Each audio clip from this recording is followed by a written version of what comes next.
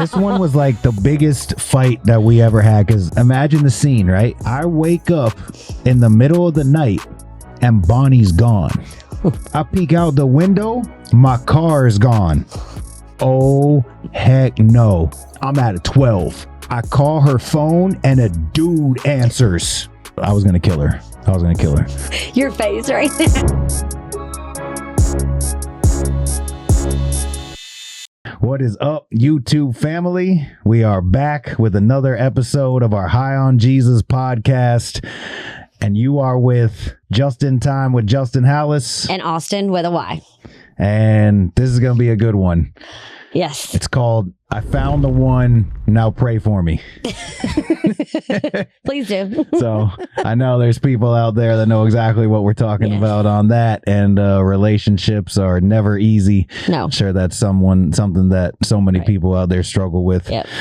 So we will get into that here shortly. So we are actually now sponsored. We got some sponsors behind us. Right. So big shout out to them. First, we want to thank Autumn with Automatic Bail Bonds. Yes. Guys, we don't want you to go to jail, but just in case that occurs, Automatic Bail Bonds got your back. Maybe you got a friend, family, loved one, whatever it looks like, and they take care of you. They make sure that, you're going to get your loved one out of jail very, very quick. And what's cool about her is that she actually doesn't want repeat business. Right. Yes. She actually wants to help you, right? Get you out of jail once and then help you to progress and move forward with your life. So she also owns Journey to Greatness Sober Living Homes. So shout out to them. They're in Manatee County. They have men's and women's houses. So if anyone is in need of a sober living house, they're sponsoring us as well. Right. So and Journey to Greatness is very near and dear to my heart. So because I was there. I was there for almost 8 months. Wow. Went in straight out of jail. I found myself in Journey to Greatness. So I will be eternally grateful. That's awesome. There. That's so good. Yes. And you were the house leader as well there. Yes, after a month there. And I learned boundaries. I learned about relationships and even met my current boyfriend. Okay. Within Journey to Greatness at the men's house. Nice. So we'll talk about that here shortly. That's good. That's good. So I know this is a little behind by the time everybody sees it, because I know Easter was, a couple weeks ago at the point everyone's going to watch this. But so how was your Easter? We're going to chop it up over Easter stories. My Easter was a little different this year. Okay. Had an amazing message from Pastor Steve at Oasis. Yes. Had the whole family there. Our schedules have been busy. So this has been the first Easter that we all 6 of us, Brian and my 4 children all went. I had planned this whole dinner I was going to cook. Had to still go to the grocery store after. Remembered Publix is closed. And I'm driving and I look over at Brian and I said, what do you want to do? And he's like, let's just go to Wendy's. So that was a little different for me. It's interesting. Wendy's for so we Easter went to dinner? Wendy's and I have to admit, I was a little frustrated about it. But my comment that day is I didn't want to do dishes on Easter. Like that was my one thing. So he came in with the solution. So we went to Wendy's. I had no dishes to do. And I got to relax the afternoon. So there you go. Came in clutch there. All right. But it was still good. It was delicious. Yeah. Yes. I don't think my wife Bonnie would have been. She hates Wendy's. Yeah, she would have done 2 thumbs down on Wendy's. I think you would have been eating along. Yep, for sure. But so my Easter was good. We had a nice, amazing church service. Got some great pictures. That's always like the once a year family pic that we all get together, and so it was nice. So we went to Pier 22. They had this it's like an Easter buffet there, and a little pricey, but it was definitely nice. Everybody came. My mom showed up, so it was a good time together. Awesome. And this was a year that I actually didn't do Easter baskets. So yeah, I'm done, to be honest with you. So the two are older. They're basically going to be 18 and 20 this year. And so I had texted them. I said, hey, listen, we're not going to do Easter baskets this year. There you go. Is there anything you want in particular besides that? And Jaden said no, and Lily didn't answer. So we just skipped it. And got buffet instead.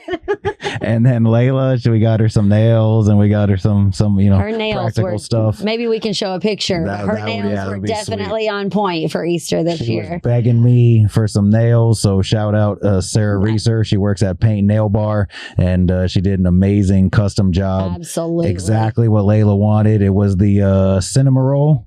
Right. I think it was. Yeah, and thank you for that, because Tristan, my youngest now, won't stop talking about them. Yeah. She wants them too. Oh, yes. So we'll be calling Sarah very soon.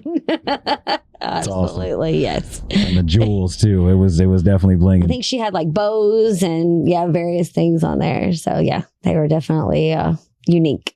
So Justin, what are you wearing today? So I got the royal blue High on Jesus. This is the old school logo with the Break the Chains of Addiction on there. Got the handcuffs. I like this. I wanted to comment on it. It's like the High on Jesus, but it's like break the chains of fill in the blank. Yep. That's again, whatever. I want to just keep driving home. This podcast is for everybody. This is not just for people that struggle with addiction, alcoholism, whatever it is. I think everyone's struggling with something, and it's what, coping mechanism did you use for the hurt and pain that you've been through, or whatever you're trying to mask or run away from? It could be toxic relationships. It could be anything. 100%. So I like the break the chains of fill in the blank, and I really like what you got going on there. You said you designed this, or? Yes. So I picked out the outfit. It's a matching short sweater combo for this Florida weather that you never know what you're gonna need. And I took it to get it embroidered, so I got the HOJ or High on Jesus logo here, and then also on the left short sleeve. That is serious. Maybe we can show a full body pic of you on there. Maybe. No. Yeah, and I think you have some shoes that would probably match this. A couple pair, maybe. So the Topaz 4s would go absolutely amazing with that. Just throwing it out there. I seen you rock that, and I was like, man, I got to get something like that. Like, that is serious. I love the High on Jesus embroidered logo, so we could do that. I mean, if you're local and you want to show up to the meeting, throw us a piece. We can customize that for you. Yep. So that's awesome. And so, what shoes do you have to match your Royal? Today, I got on the Jordan 1 Low OG in the Royal. This is the pair from 2015. Okay. So there's they dropped a whole bunch of the OG colorways in the high. Probably going to get nerd on some people here, but the Chicago's, the Black Toes, the Royals, all there was 9 different pairs that they dropped a high in, and so they also created a low in a lot of these. So the 1 Low is one of my favorite pairs. It's so wearable, just goes with everything. You can use it, for any occasion, and so that's one of my favorites. And they dropped a bunch in 2015 and 2016 that were highly sought after. A lot of people so I like those. The Royals this year, they actually dropped the 1 Low 85, which basically the whole thing is constructed exactly the way that it originally dropped the 1 Low in 1985 for Mike. So it's kind of interesting. It's one of my favorite pairs too as well. Awesome. That you say all of them are my favorite, but yes, all of them. But I gotta show we gotta show your shoes though. So what do you got going on today? Well, my shoes collection is from cowboy boots to Hey Dudes, So today I'm wearing the sparkly rose silver colored Hey Dudes today. Okay. So they're very comfortable. Slide them on with my busy mom schedule. Just go. Them things were blinging when I saw you walk in. I was like, man, those are serious. Justin, you'll be wearing a pair. Yeah, maybe. We got a couple with glitter, but it's not going to be the Hey Dudes. No Hey Dudes for me. We had one person said they like shoes in the comments. I don't know if we're wasting time there, but if you like shoes, you like to collect stuff, let us know. Drop it in the comments there. But all the High on Jesus merch is available online, guys. So it's in the description. There's a link in the description down there. Got the High on Jesus shirts. We got the hats. So we got everything listed on there. The new Stay Ready shirts, and we got some new merch coming soon here in a couple weeks. So. And if you're interested about a custom job like hats, for the next order, or doing your own thing, just let us know too, and we can try to get that for you. For sure. And this is Bonnie's favorite part coming up. She likes it, the comment crawl. Oh yeah, you're I heard a few people actually say something about it. Yes. Hey, shout out to y'all, man. People were putting crazy stuff in the comments, like crazy good stuff. Like guys were saying how much it meant to you, what you got out of it. We appreciate all the love and support. Please subscribe to our channel if you haven't yet.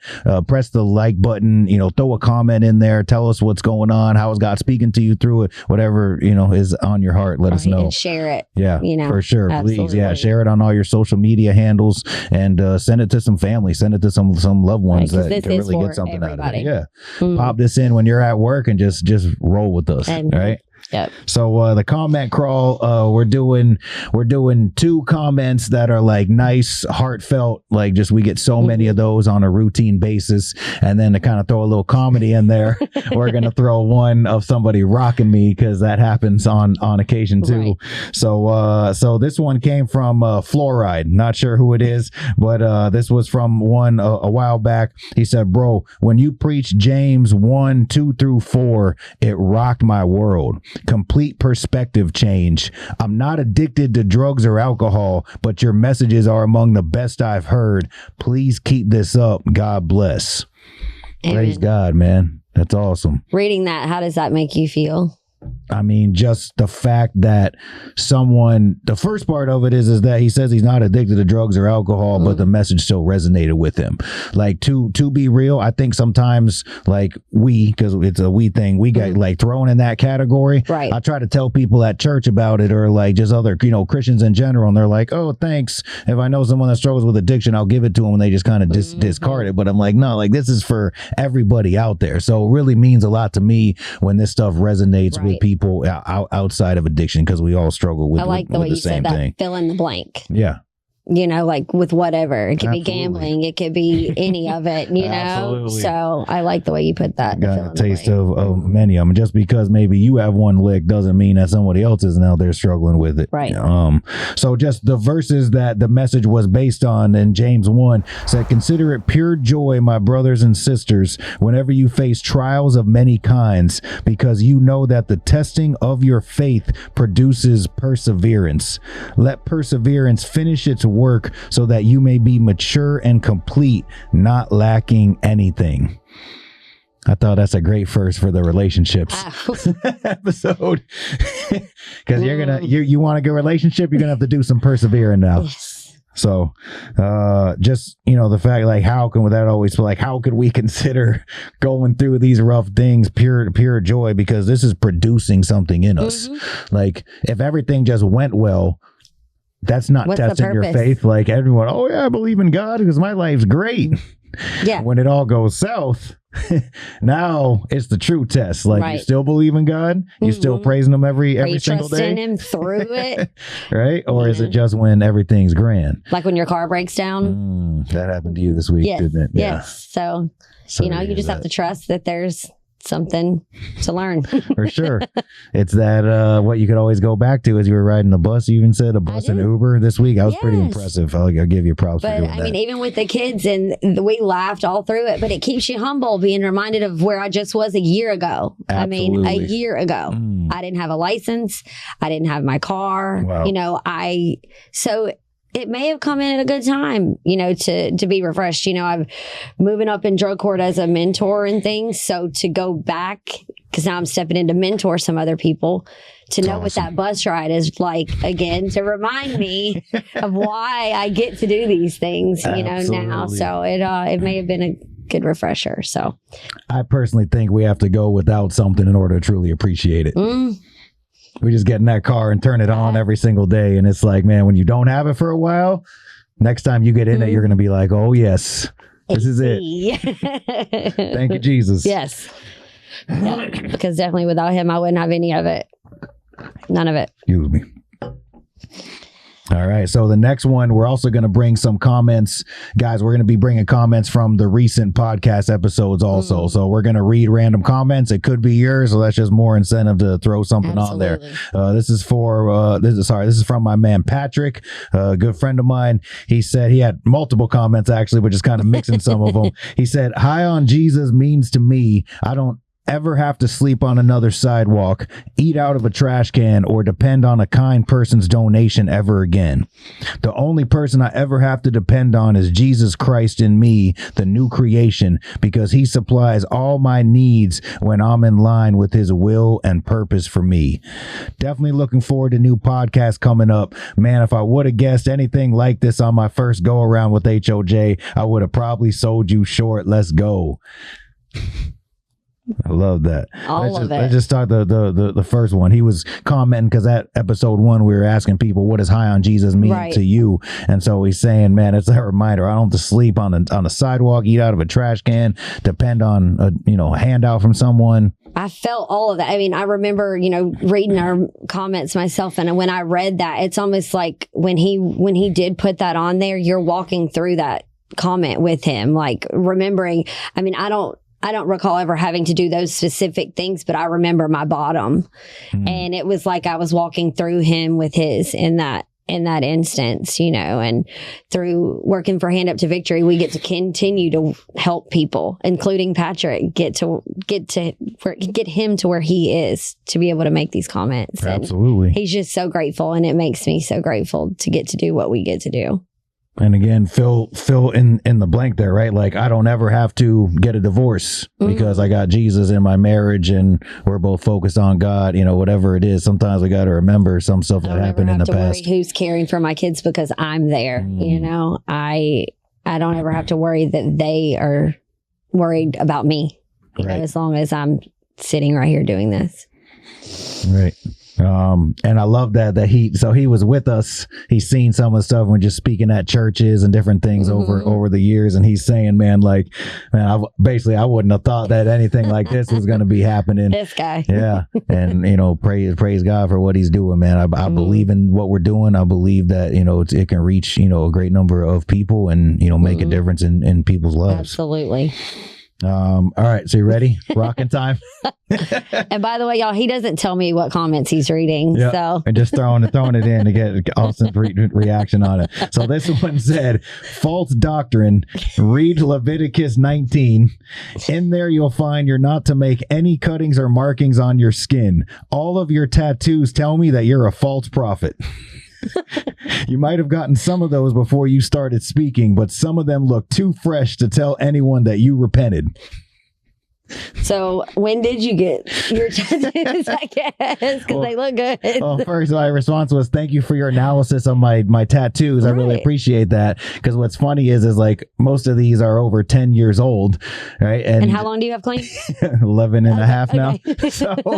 So great majority of them were from my past life. But first, it's just funny to me, man. Yeah. It's like people are going to find anything they can to come at you with and just throw stones at you. So because I have tattoos, does that like permanently eliminating me from talking about Jesus? Like, because I have tats, so like I'm just sit on the sidelines and do nothing now? Right. And should I cover them up and wear like a turtleneck and gloves when I go and speak? Please do. With shoes to match, please.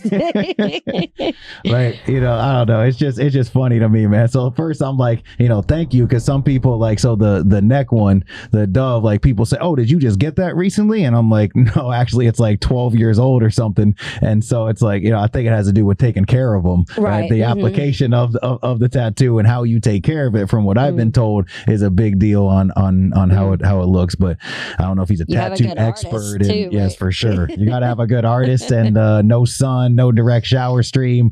But I don't know if he's a tattoo expert. He can like they do. They're trying to figure out like a crime and like date things, like how old like this thing is. Was he dating my tattoos and when I got them? But Leviticus 19, man, I'm gonna talk about that for a second, because again, I don't claim to be any type of Bible scholar. There's plenty of people that know way more than I do, but just my take on what it is, and from studying it, is just like it was a call for God's people to be different, to be separated from what everyone else was doing. So I mean, in that culture, like the tattoos, cuttings of skin, like they believe that that when people died, like they would need to shed blood out of, whatever, respect to their family members. And a lot of the tattoos were like saying like, this is the idol that I belong to. Like, so you could just see them and be like, oh, he's with Baal, he's with whoever it is. Right. And so the call was to be separated. Like, I was actually reading recently that like holiness has to do with being set apart from what everyone else is doing. And so there's many things, if you analyze the whole entire chapter, there's just many calls that God puts on there is, here's how we're going to be set apart from everyone else out there, so people can know that like there's no idols, like I'm number one in your life, know that you're representing and worshiping me. Is where that comes from. So we could probably do a whole podcast on the tattoo thing, right? Maybe we could bring in like a pastor or something and get a different take on it, whatever it is. But I do got to throw back out there to that guy, if he's watching, are you wearing a shirt that has mixed materials in it? Because if you got a polyester cotton blend, brother, you just sinned too, my friend. So there's so many things in there that we could nitpick each other with, but even in the chapters, Leviticus 18 and 19, the references love our neighbor as ourselves. Like, right, it's still in there. And so I get it. Thank you for bringing it to my attention. I can't get enough laser removal for a full body. Right. Yeah. Right. Hey, and if you guys have any tattoos that you're proud of, or if you like any of his, please comment. You can't see mine, but, right. I think there's many people out there that have tattoos, and I don't think I get what they're saying. I'm not going to sit here and say 100,000% you should get tattooed from head to toe, right? But we always joke, we work out your own salvation with fear and trembling. Like, there's some stuff that's between you. I've seen people singing at the church. They just got a fresh cross tattoo, whatever it was. Hey man, you got to do whatever God's laying on your heart with that. You need to speak to God about it, Absolutely. But being set apart, I think, is something that we all need to work on. Absolutely. Yeah. Well, it depends on what we're identifying ourselves as. I identify myself today as a daughter in Christ. I might have tattoos, but what are we see? If we see ourselves as God does, then everything else, who other people see us as, shouldn't matter. Yeah. Amen. Good stuff. So we got some funny stuff here. So we're just leading into the whole relationship thing. Maybe we should touch on like, here's where not to look to pick up a spouse. Probably not the best idea. Or just throw out the first one, the bar. Hey, I was always told if you meet him at the bar, leave him at the bar.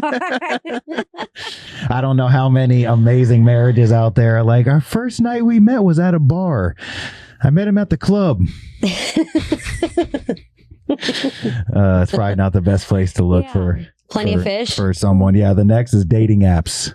Been there. Yeah. Didn't work out. I've actually never had one.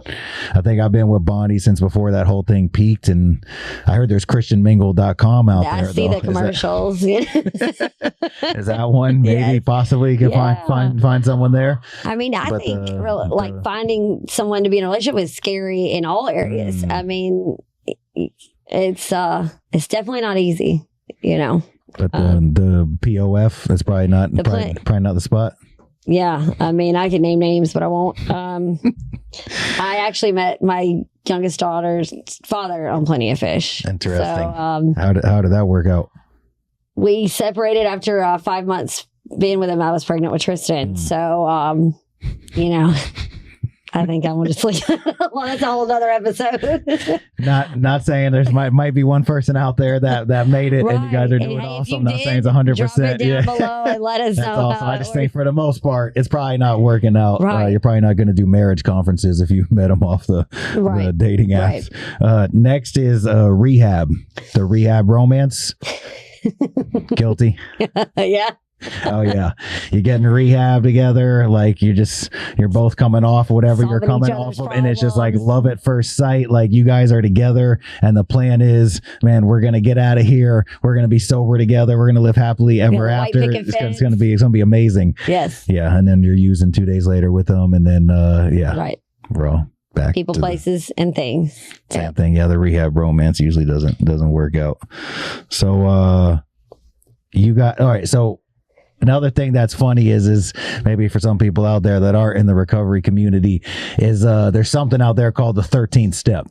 And so if people aren't familiar with that, is basically like someone that's, you know, usually a man that's been sober for a certain women. Yeah, it goes both ways. But yeah, so they're sober for a certain amount of time, and then kind of the newcomer comes in that's kind of fragile, broken, just, you know, in a, you know, fragile emotional state, we'll say, and they kind of prey on them, quote unquote, and, you know, they try to get with them, and, you know, whatever else happens from there. Take them through the next step. So the 13th step is an interesting one. But you have found some pickup lines. I did. Yeah. Are these like 13th step pickup lines? They could be, yes. Okay. Right. Some, you know, when I got clean years ago, before my last relapse, I went to a lot of meetings because this was my first time, you know, in recovery. And I experienced a little bit of the 13th step flirting, you know. So let me get in character here. What you got? Oh, snap. All right. This is This is golden. This is a 13-step master right here. So here we go. All right, what you got? You must be my higher power because you just answered my prayers. Oh, boy. Are you a resentment because I can't stop holding on to you? And lastly, are you my sponsor? Because I feel like I need to call you every day. Oh, my goodness. So, are you my sponsor? Because I feel like I need to call you every day. I love it. I love that one. So that's good. But I'm sure you go on and on yes, too. You could. Absolutely. Absolutely. But it's not to say you can't meet a good person in the rooms. I'm not 100%. There's people out there that we know they met in recovery. I actually met Bonnie using, like, that's how I first originally met her. Once upon a time. I wonder what in a past life in a trap house. Yeah. Of a couple making it. It's probably few and far between. Obviously, we didn't really like each other at the time then. So, I've heard stories. Yeah. I told her no, and then the whole thing. But fast forward, God brought us back together in a church, and I wasn't sure. I was like, should I date her? Because if I do, then like it goes south, and I can't be her friend. And then you know how that goes. Once you date someone, you can't go back to being friends really. As many times you say you can. Yeah. Sounds good until you actually have to do it. Right. But I was just like, you know what? I'm going for it, and it was the best decision I ever made. Amen. I love you, baby. Amen. I looked at the camera. I didn't look at you when I said that. I love Bonnie too, so it's okay. So when you finally do find the person that you're supposed to be with, we just kind of wanted to talk about, again, 17 podcasts out of this, right? Mm-hmm. But we just want to go over what are some major things that maybe like would hinder relationships. And so we're speaking from the context of you have your boyfriend Brian, right, that you've been with for actually it'll be a year next week. Wow. Crazy, right? It's crazy how fast time goes. So when we met, we were both managing actually at Journey to Greatness. Mm-hmm. Him in the men's house and me in the women's. And with the recovery community, you get to know each other, especially at on High in Jesus, we met there. We both, progressed in our recovery, and last November we moved in together. Okay. So awesome. We took the step. So you got some insight there, and that's a whole nother. Yes. I think we had a pre-talk about that, all four of us together. Yes, we did. You, Brian, and me, and yes, we talked about because I'm a package deal. He has children. They live in another state and are older and have children of their own. Yep. Mine are in high school, middle school, and elementary school. So it's a lot to take on, but he was up to the challenge, and I'm sure it's a challenge every I'm sure it day. is. So we're in it together. It's so. awesome. Yeah. So I'm coming from the context of being with my wife for over 10 years now. Being married. This one always gets me. I got to make sure I get it right. I want to say it's 20. I know. I think it's 2016, right? Yeah, we've been married since 2016. It's so 9 this year. It was right? the end. Yeah, that's right. Thank 9, you. because next year will be your. Thank you. Exactly. See? That's why he keeps here. Thank you. So this one's 9. Shout out to having my anniversary on December 31st, though, so I never forget it. Oh, that was smart, wasn't it? My mom and dad got married on 10/4. Like 10/4, good buddy. 10/4, buddy. It's awesome. So 9 years married, and I have learned a lot over those 9 years. And so let's just start out with one that I think trips up a lot of people. I think you could just explain why do relationships go wrong here, and I'm going to say it's because it's different perspectives on almost every topic, and those different perspectives come from 2 completely different backgrounds, right? They're 2 completely different backgrounds. You were both, raised in 2 completely different ways. You have a different set of values probably from each of your parents, right? One was allowed to get away with something the other may have not have been. Something would say, hey, this is good and acceptable, to the other person, oh man, you would have got whooped if you would have done that. Whatever it is, just like all those years of forming a mind, right, now come together, and you're supposed to live as one and intertwine with each other. And because of those 2 completely different backgrounds and histories leading into that, you don't always see things the same. No, and you're carrying all of your failed relationships into this relationship, Absolutely. And the past hurts. You're the eggshells you've had to walk distrust, on. Oh, broken hearts. Yeah. And then you got fear of success too. Like, and on top of it, what happens if this one actually works? And then we bring all that together and say I do, and then it's supposed to be happily ever after. Usually doesn't work that way, right? Right. But different perspectives, man. I could tell you, Bonnie's cool with letting me share the story, so I'm going to share it. This one was like your face right now. This one was like the biggest fight that we ever had, because I was going to kill her. It's kind of one of those things where, it was like, you're in the honeymoon stage in the first year or so. Don't really fight. Don't really argue. It's so good, baby. I love you so much. And then like you get to that first big one, and that could like make or break relationships, to be honest with you. All right. So let me give you a little context. You ready? Oh, absolutely. So we're basically renting a room from my mom. We're both rebuilding our lives back in that initial stage, right? And so I was the only one that had a car at that particular time. Okay. We're both working full-time jobs, but so everyone can understand the context, like we were both in recovery in early, year or so sober, whatever it was, right? How many pairs of shoes did you have at this time? 1. Okay. Okay. I just had to throw that out there. Absolutely. Not even a question. Because we have a picture of those too. Yep. So imagine the scene, right? I wake up in the middle of the night and Bonnie's gone. How long do you have sober at this time? Bonnie's gone like a year or so. Okay. Where did she go? What, did someone pick her up? She calling Uber? I peek out the window. My car is gone. I was like, oh, heck no. I'm sure you didn't say heck, probably. Yeah, no, I didn't. I wasn't as good with that as God took the cursing away from me in the latter years, not in the forefront, right? So I wake up, she's gone, my car is gone, my keys are gone, obviously, and I'm like, I'm at a 12.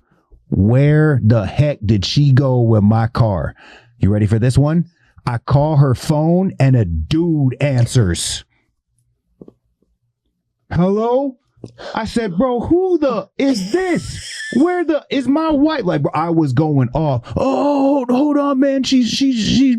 She's here. This is whoever his name was. It was her best friend's boyfriend at that particular time. But I didn't know that. You know what I'm saying? Like, you didn't care who imagine it was. when you're that angry and then a dude answers the phone. I was gonna kill everybody, dude. She, him, everyone was going. You everyone didn't care about everyone the was answer getting murdered. to any questions. Everyone, where are you guys at? I'm coming to kill all of you. Right? So she quick gives him the phone and she's like, oh, I'm sorry, baby. My friend, she had a diabetic episode. They went out to the bar. They had, had a few drinks or whatever. He didn't know what was wrong with her, figured out her sugar was super low. So he calls me to come save the day, basically. Because your wife also has. The context on that. So Bonnie has had juvenile diabetes since she was a young, like 8 or so, right? And hers is so bad that she has a permanent insulin pump that she actually has to carry in her bra. It's connected to her. Now at this point, she has the smart, thing connected to her phone, and so everything controls each other. But hers, there's no insulin shots. Like hers is to the point where she has to have a constant diet of insulin. She has to input all her carbs, her calories. It sends the insulin for each meal. I was like, "Are you freaking kidding me?" Did she say she tried to wake you up? I'm like, you couldn't wake me up? So at that point, let's just pause it for a sec. At that point, I was like, get back here with my car now. Yeah. But did y'all had Layla right at this point, didn't you, or no? I don't think we did. I can't remember. We would have to ask her, but I don't think we did. So when she pulls up, I'm at like a 15 at this point after a dude answered the phone.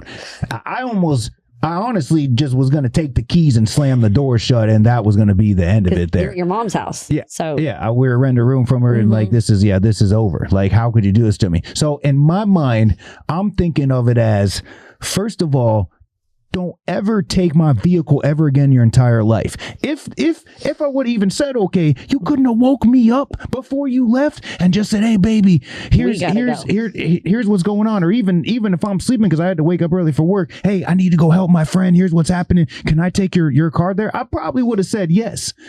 But you couldn't wake me up to tell me, and then you take my car. How do you think I'm gonna react when my car's gone and then a dude answers the phone?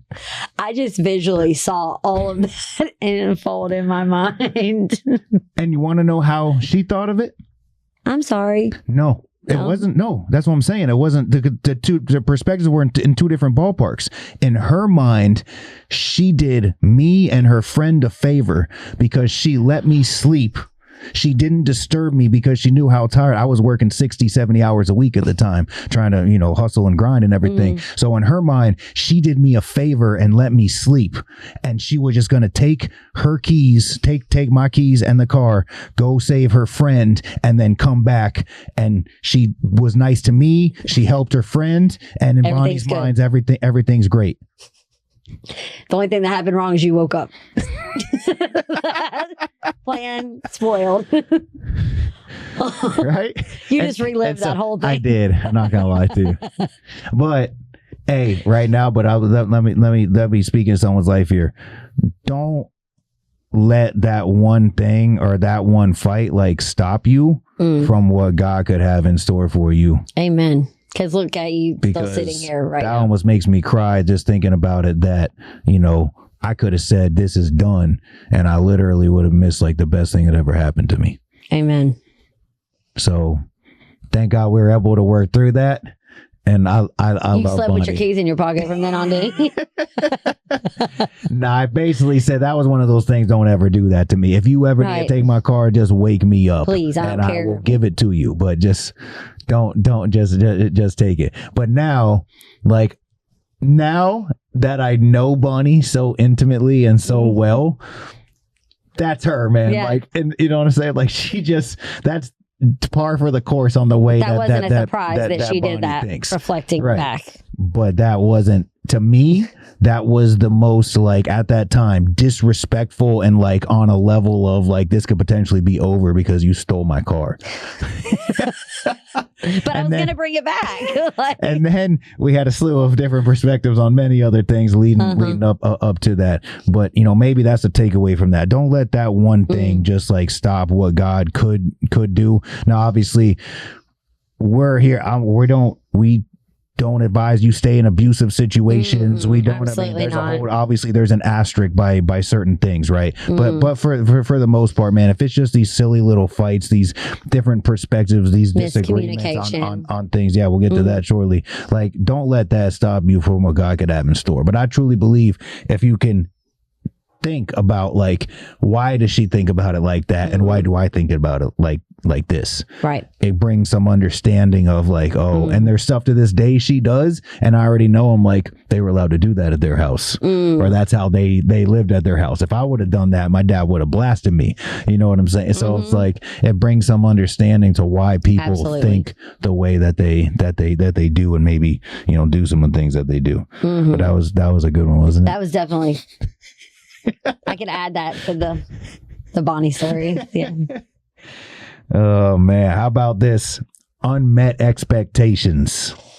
Oh, I'm bad about this. Oh boy, that's a whole nother podcast too. Yes, it is. I mean, and it's, you know, actually a friend of ours in recovery, Lisa, I have like a whole list. I have a lot of notes in my phone, and when I go to meetings, I have certain people's names, and they're all good. You know, like you get those good little one-liners. And she said, my expectations are premeditated resentments. So like, I'm putting unrealistic expectations on someone that they're never going to come close to. Nope. Because they wouldn't even identify with it in the first place. So all I'm doing is making myself mad without anything even happening. And then when they don't do what you want them to do, then they're mad. Yeah. Or then you're mad, and then they're fine. Yeah.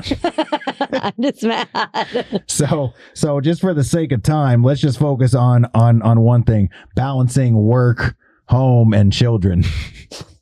How about? You sure we're saving time? How about that one? That's, I mean, it's almost an unmet expectation waiting to happen there. Especially when you're a person that likes to say yes to things, you know. But balance, especially when your job is recovery, you live recovery, your children come into recovery, you know, with you too. But I have a very outgoing family, which is, you know, they all, like, I have 2 kids in chorus, 1 in band, 1 in yearbook. One likes cheerleading, you know, plus church, plus, you know, so it just, you're everywhere. Yes. But I'm grateful, you know, I get to do these things, but the balance is a hard one. But I can tell the days that I get frustrated is when I'm not close to the word. I'm not calling my sponsor. I'm not going through the prayer and doing what I need to do. And that's on me. You know, if I get right with God in the morning, I usually have a better day. Absolutely. 100%. Yes. But I think the expectations, big problem for many people out there, that we're expecting that someone's going to do something as it comes to the home, the kids, whatever it is. And, you know, we're also going to ask, like, does maybe God put people that are total opposites together on purpose? Do opposites attract? Yes. So, I mean, your question. So Justin, like, who does the dishes in your house? Okay. Who does all the planning of everything in your house? I mean, but when we chose the significant others, did you think that your significant other was going to do the dishes? Yeah, 100%. I thought it was a 50-50 thing. I don't know if that one's hard. I think because, like, if I say, like, oh, like, aren't women supposed to do dishes? Like, that's gonna, we're gonna get stoned. We're gonna get stoned in the comments there for that one, right? So it's not like a sexist thing. No, but like, I think that I think there's a majority of men out there, especially. I gotta throw this out. They think that, right, because of what we just talked about. That's what they watched. So maybe in the past generation, the man could go out, make 50, 60 grand a year or whatever that they were making in that current era. And that was enough to take care of everybody. Because I know there was a time when my mom didn't work. So I witnessed her doing a majority of the dishes, doing a majority of taking care of me, whatever it was. But like that day and age is over. Right? Like, I mean, I got this. So when people come to me, because I have people come to me, right? Couples, and they're like, I'm doing all the house chores and they're not doing nothing. And I got to take the guy like almost in jest, but kind of have serious, like, I got to ask you a question, man. Like, are both of you going to work for full-time jobs? Well, yeah, of course we have to do that to be able to live. I'm like, well then, bro, guess what? You on dishes. Like, I'm so thinking about people in general at HOJ or that you mentor, like all the faces that I know of all these guys being like, dishes. I mean, I was told, like, unless you're making $250,000 and your wife can sit at home and she don't have to work, guess what? You on half the house chores. Like, right? Yeah, like, no, I mean, if both it. of you are contributing, you would think that stuff will be shared. It can't just be like think about, like, sometimes I think we need to say stuff out loud so you can see how it sounds. So we're both going to go to work, but then you're going to do all the house chores and take care of the kids, and I'm going to do whatever else. It doesn't make any sense. And I'll add this to it. It's a funny line, but truth be told, I actually have a couple mentors. When I had to sit there and analyze this, because I like to analyze stuff. I got a couple mentors that make well over $250,000 a year, and neither of their wives work, and the two people that I'm thinking about. But you know what? Something about them, they both have phenomenal marriages, and guess what? They both do dishes. Might be the key to it all right there. They both clean. Amen. They both take care of the kids. They both are sharing that stuff to let their wife know, like, hey, baby, I love you, and I don't think I'm just not putting this all on you. You're not I may not be doing it all, but I'm going to show you that I'm willing to contribute, and it's not just you doing this. That's good. I think that also has to do with, you said it comes with our upbringing, what those males and or females, because I know plenty of females that, that don't do dishes either, Yeah, for sure. Yeah. My wife is one of them, actually. I love you, baby. I was about to say, he already told you he loves you. So, yeah, there may be that may be where the male and or female grew up, that they only saw that other person from the opposite sex that does dishes. My ex-husband, he loved to do dishes, so I just think it's all in a different, but he's a chef. So there you go, so I think it is tied to all their upbringing. So. And I truly believe that opposites do attract for a reason. They do. Because I used to get so mad that Bonnie was so different from me in so many ways. But now, like, I embrace the differences. Absolutely. Because she compliments me. Like, I'm so planned and rigid. She makes life more fun sometimes when she just wings it. Like, she has so many attributes that complement the way that I am. And I'm like, yeah, I can see God. I definitely can too in mine too. What you're trying to do here. I mean, I can complicate a paper bag, like trying to change it and do all this. And Brian is just very simple, and he can just strip away, because I'm extra, like big time, if you can't tell. But he just simplifies so many things. And when I'm going off and spider webbing with my mind, like, he can just bring me back to where, that's nice. It is. It definitely is. And I'm very grateful. So just something for that particular subject. Want to know what helped me out the most with this type of stuff here? When I make a clear request, Bonnie, I know you got a couple days off in a row here. My schedule's super, super busy. Is there any way that you could please do the dishes for me on this day? And she'll say, yes, baby, I got you. I'll do them. I don't know if she's going to do that after she watches this, but no, she will. Kidding. But want to know something? Go back to the resentments and all that stuff. In my mind, I'm like, you got 2 days off. I'm working like a madman. Do you see the huge pile of dishes that I see when you pass by the kitchen? Like, wouldn't you just grab them and be like, you know what? He's probably not going to be able to get to it. I'll go ahead and take care of it. No, that's not. But I'm guilty of that as well. That's not how it works. I got to make clear, simple requests. Hey, babe, is there any way that you could do this for me? And I feel like so many people out there, if you struggle with this or you find this in your relationship, I just feel like someone needs to hear that. Are you making, he's not doing this or she's not doing that? Are you making clear, simple requests? Are you communicating what you need from them? Because that's our next thing we're going to talk about, clear communication in all areas. Not just one. All areas. All areas. Because it's super important. It is. I mean, if I sat in a room or next to him and said, "What am I thinking?" he would never get it right because I've got a million things going on. Right. I mean, I don't know, you might get it right. You're good at that kind of stuff. But clear communication, especially in a technology world. And that's why I love it's not leaving like a male female thing, because yes, I can exactly know what Bonnie's thinking, and the same thing, she would have no clue what I'm thinking, and I'm like, how would you not know? Isn't it clear, plain as day? But she doesn't know, apparently.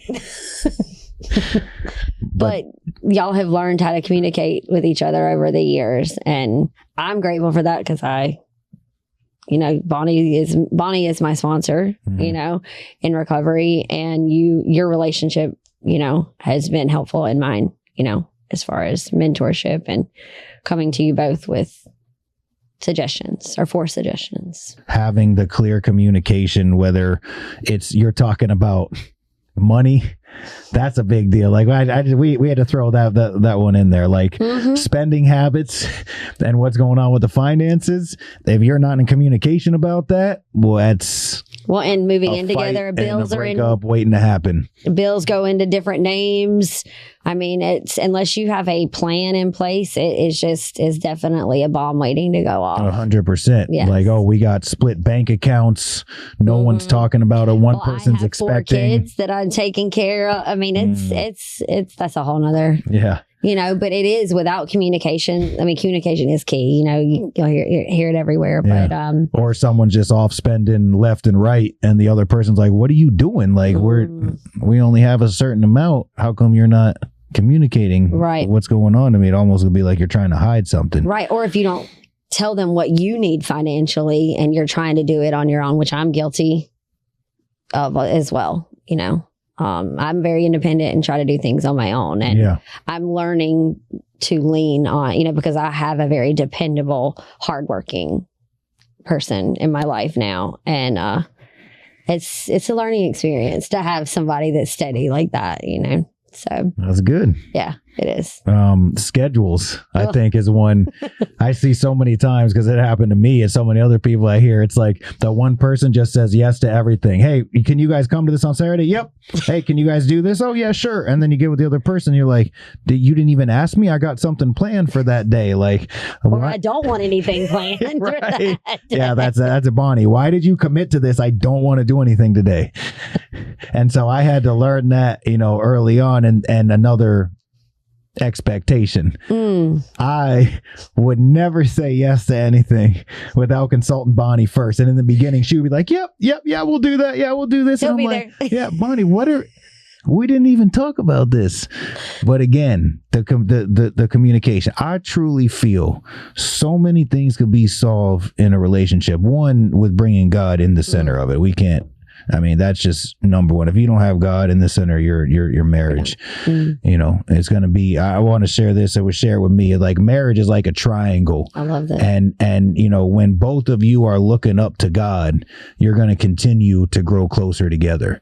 But when we take our eyes off of God, what happens? We start coming back down the opposite way, and we start to grow apart. So God's got to be at the center without question. But I truly feel that so many fights and relationships would go so smoother as if, one, we waited until we calmed down. We waited until the emotions weren't heightened. And we waited until we can come to a place like I'm talking to you right now and just be like, baby, I gotta bring this up. This and this has been going on, or you've been doing this, and it's really been bothering me. And here's why. And I'm just asking, is there any way that you could maybe please not do that in the future? Or is there any way that, man, I really need help with this and this? Like, can you help me tomorrow with it? Because it would just really mean, the world to me if you could do that. I truly believe if we came to our spouses in that manner, they would be like, sure, I got you. Right? Absolutely. Just this morning, I told you I don't have a car right now. So one of our neighbors that comes to High Jesus, Aaron, we were talking about relationships this morning, and she said Amanda Hubbard, who runs Fresh Life, shared with her, and it might be in the rooms too, but says, she always suggests that you pause, pray, and then proceed with what you want to share about with your spouse. You know, like you take that moment. What do you really want to say? What tone? Because the tone can adjust the whole thing. Absolutely. And yes. So it's just, God is just so good, because that was just this morning. I wasn't expecting to say anything about that, but awesome. he just, I just feel like he gives you little morsels along the way. Pause, pray, proceed. Yeah. Triple P. Yes, that's it. I like it. And then finally, you mentioned, you know, that you talked to Bonnie about a lot of stuff. I mean, I'm an open book, man. I've been through many ups and downs, and I feel like it's my mission. I try to save some couples that come to me, like, I'm trying to save you years of misery, man. Like, I mean, let me share what I've learned. Amen. I don't want to have to make the same mistakes if I can learn something, but I mean, truly, having both sides to go to too, like, because Bonnie's a little bit more like Brian. They have a lot of the same perspectives on things. And I've told, you know, Bonnie's like, you and Justin are twins, you know. So it's great, because when I tell you something, you'll tell me when I acted out of turn. If I ask for your opinion, if I don't ask for your opinion, I've learned this too. You're not going to give it to me. No, I'm not. I'm like, can you please you understand I'm asking for your opinion here. But it has truly meant the world to work for somebody, not just to have you as a friend, but to have a boss that I can go to with issues, and get some amazing feedback. It's been a blessing, truly. Awesome. Well, thank you. But all of us, man, we got to have someone that we want what they have. Like, I want to emulate y'all's marriage. What do I have to do to be able to do that? The people in my life, I have, you know, a few certain couples that, like, I know, man, their marriage is great, and like, that's what I want. Obviously, it's not perfect, but they've learned so much of the ups and downs over the years. They learn how to come together. One thing that was shared with me when we were really working on our marriage, and I can honestly say it's the best that it's ever been at this point, is the once a month date day with no kids. And we have put that on once a month on a Saturday. We have 24 hours with no children. It's just me and Bonnie, shut everything else down. And that has just been like amazing for both of us having that time. And it's kind of cool the way you do it, because y'all rotate, right? Like, you get to pick, I think they do breakfast, lunch, and or you pick 2 places to eat and an activity. I think kind of sort of, no format, but it's she gets to pick 1 month, I get to pick one month, and it's just fun. And just besides that, like, taking the time to be with her, because our schedules are mismatched at times. So I got to know, hey, Bonnie's gonna be back from work at 8:30, so like I got from 8:30 to 9 to spend with her, and then she's gonna go take a shower, get ready for the next day. But I gotta lock in and be available from 8:30 to 9, so I can connect with her in some way, shape, or form. But yeah, just the people, I can't say it enough, man. The people that helped me and poured into my marriage, now I get to pass that on to other couples. And I just encourage anyone out there, man, if any of this resonated with you, first drop it in the comments, right? Like, what part of that spoke to you? Was your relationship struggling with some of that stuff? Give us some feedback, a testimony of what's going on in your relationships. And maybe you got some other stuff that we didn't think of that we could do on another podcast. Right. Because we're going to be looking for topics, y'all. If someone's got a good topic, we're going to be running it. You know, that you've heard. If someone hit you with some 13-step pickup lines, we'd like to hear those as well. But yeah, so that was awesome. We got episode 3 in the books. I thought that was amazing, man. You know, these things that come up with our relationship. Now we're going to change gears. Literally. We're changing gears, because next up, episode 4, you're going to love this. I got to give props to Austin, because she thought of this title. Ready? Next episode, don't miss it. Road Rage Confessions, The Fast, the Furious, and the Forgiven. Don't forget. It's going to be a good one. Yes. So we all relate to that. I know. We're going to talk about road rage next time. Please, man, just throw a comment down. Subscribe to the channel if you haven't. Like this video and just share it with people on your social media handles. Give it to a loved one, family member, anyone that you know that has been going through a rough relationship. Send them this. And we hope that you join our High on Jesus podcast every single Monday morning. And we love being part of the community. That's That's right. We love having this family that we built here. So signing off just in time with Justin Hallis. And Austin with a Y. We'll see you guys next time. This one was like the biggest fight that we ever had, because imagine the scene, right? I wake up in the middle of the night and Bonnie's gone. I peek out the window, my car is gone. Oh, heck no. I'm at a 12. I call her phone and a dude answers. I was going to kill her. Your face right now.